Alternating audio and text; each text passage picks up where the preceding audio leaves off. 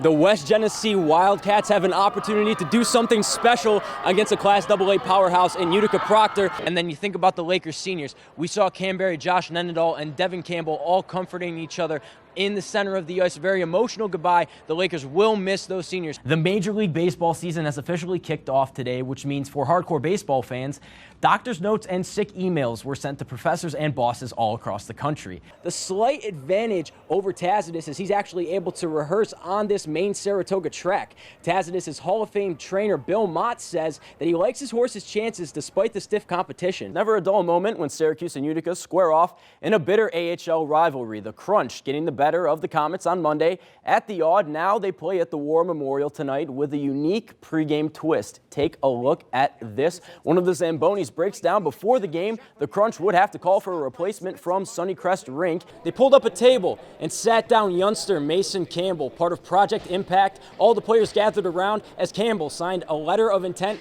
and donned the orange colors. He looked pretty good, if I do say so myself. A very wholesome way to end today's media day. From the Mello Center, I'm James Kattato. Finding a flow is very important in life, and I found it in soccer. It's been a long road for Lemoyne soccer star Salar Faryar, a road that started in Germany and was surrounded with high expectations since he was 4 years old. Salar, چند گل زدی تو؟ دوتا. Very good. Back home, it's either soccer or work. It's hard to combine both of them. It's the #1 sport back home in Germany, so you're automatically exposed to it, and it's everyone's dream. Faryar was a standout from a young age. Playing for the Eintracht Frankfurt Academy team, he made a name for himself. But when top-flight German clubs started calling him, his behavior off the field forced his coach to turn the scouts away. He told the clubs he's not interested.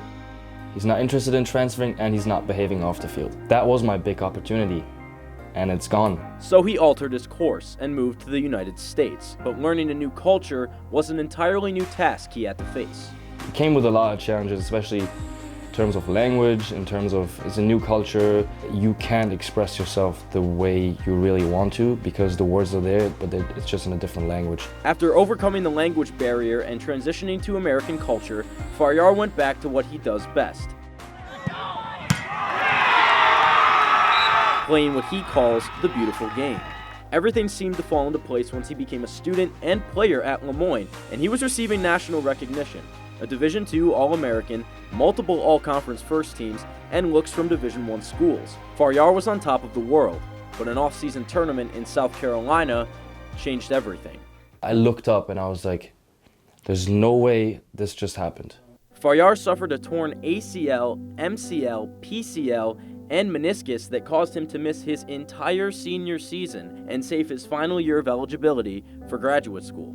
He was heartbroken, but never deterred. When I got the results, I told myself, today you're gonna cry, but tomorrow you're gonna get after it again. There's no point in self-victimization. This happened to me, whatever. It's just part of my story now. I gotta embrace it. Missing some time not only allowed him to heal from his injuries, but also let him find his passions off the field. Coming here made me aware of my potential beyond soccer. I grew as a person a lot, and I don't know, it made me a more well-rounded person for sure. Overall, Faryar has been pushed to an emotional limit, but now as a Division I commit to Georgia State, he knows his story is far from over. James Kattato, WTOP 10.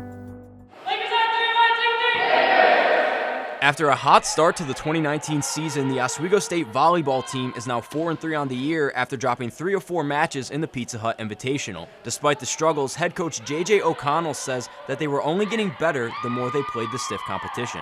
I think if we had played like best of 7, we would have won those because we were getting better with every set. It took us a minute to adjust to their speeds in both of those sets. With the Oswego Invitational coming up this weekend, O'Connell says that playing with the same energy from their last Invitational will give them success this time around. Play with the energy we played when we played the last match of the weekend. We had great energy. Our bench was huge. They were bringing great energy.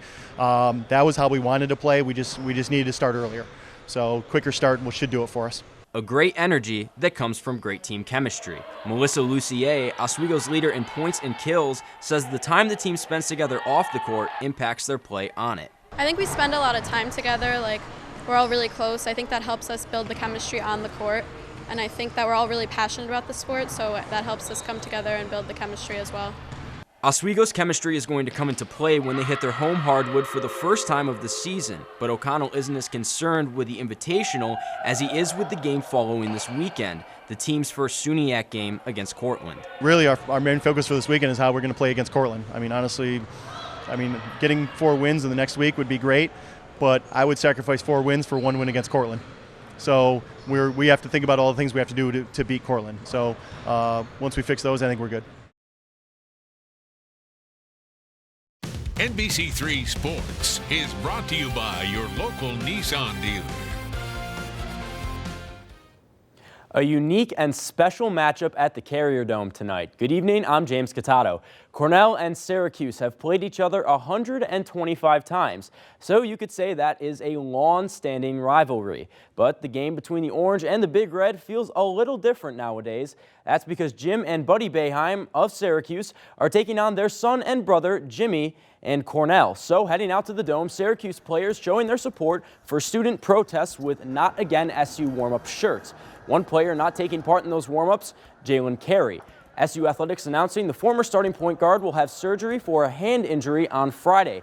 Joe Girard took his place in the starting 5, and Girard making his presence felt early. He hits Buddy Boeheim, who makes it look easy for 3. Now Girard scoring 9 tonight on a couple 3-pointers. He also grabs 6 rebounds. He has his hands all over the ball tonight. Syracuse leads early, but remember, this is the battle of the Boeheims. Jim and Buddy with the Orange against Jimmy and Cornell, and Jimmy has himself a night, unstoppable at times, keeping Cornell alive the whole way through.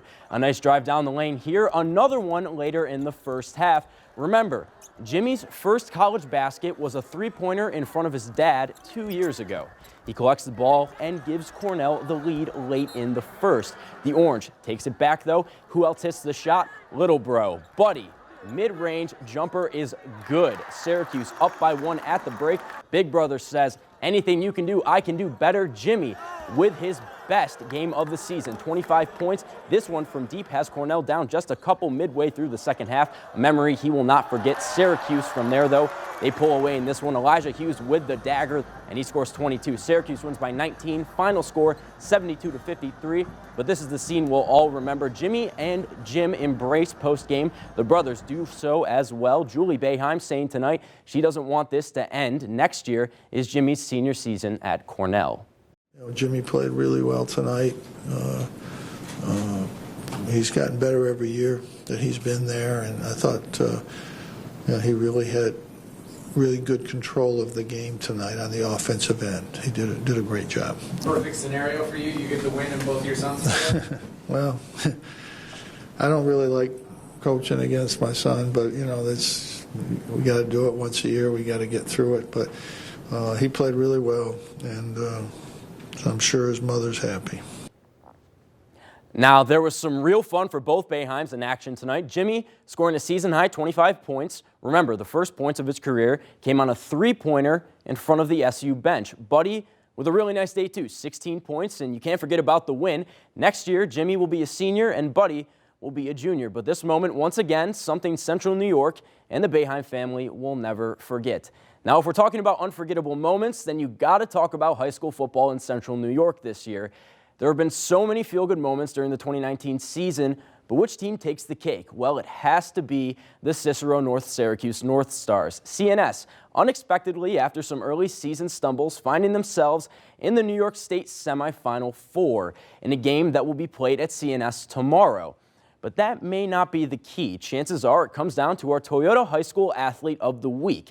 Mike Washington is a flat-out star. He can turn any play into a touchdown, as Utica Proctor found out the hard way in the Section 3 title game. Washington has over 1,300 yards so far this season, including 200-plus in each of the last 2 games, which were the Section 3 title game and a New York State playoff game, so we know he's definitely no stranger to the bright lights or the big moments. The North Stars play Rochester McQuaid tomorrow in Cicero. The winner gets a spot in the Dome for a state championship, something made possible by perseverance, put on display by Washington and the North Stars week in and week out.